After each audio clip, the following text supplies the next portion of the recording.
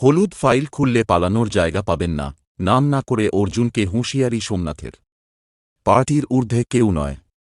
জেরা নেতৃত্বের কড়া বার্তার পরও থামছে না অর্জুন সিং ও সোমনাথ শ্যামের লড়াই।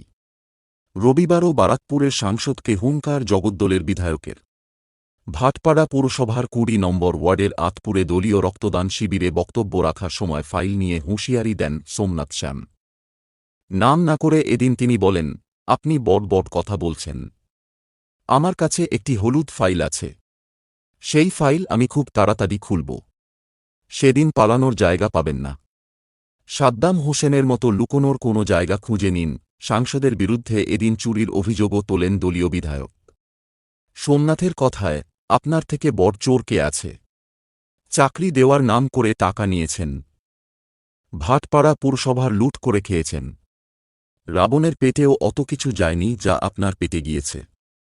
ওই পেট চিরে সব বার করব। প্রয়োজনে পদত্যাগ করে মুখোমুখি লড়াইয়েরও চ্যালেঞ্জ ছোড়েন সোমনাথ। তাঁর হুঁশিয়ারি, আপনি বলছেন ঝান্ডা সরিয়ে আসতে। আমি বলছি পদত্যাগ করে আসুন, আমিও পদত্যাগ করে আসব। কত বুকের পাটা আছে দেখিয়ে দেব। এদিনও ফের ভাটপাড়ায় দলীয় কর্মী ভিকি যাদব খুনের ঘটনার অর্জুনকে নিশানা করেন তিনি। যদিও অর্জুন অবশ্য এর উত্তরে বেশি কিছু বলেননি। জগদ্দলের চাঁদদানি জুট মিলের কাছে জুট টেক্সটাইল ওয়ার্কার্স ইউনিয়নের সভায় বক্তব্য রাখতে গিয়ে তিনি বলেন, ভিকি যাদব খুনে পাপ্পু সিংয়ের কোনো যোগসূত্র পুলিশ আদালতে দেখাতে পারেনি। আদালতের এই লড়াই আমরা লড়ব। একই সঙ্গে বারাকপুরের সাংসদের সংযোজন, বিজেপির সঙ্গে তো আমাদের লড়তেই হবে। একই সঙ্গে দলের অভ্যন্তরে যে পাপীরা আছে তাদের বিরুদ্ধেও আমাদের লড়তে হবে। তাঁর ভাইপো পাপ্পু রাজনীতির ময়দানে পা রাখবেন বলেই জানান অর্জুন সিং।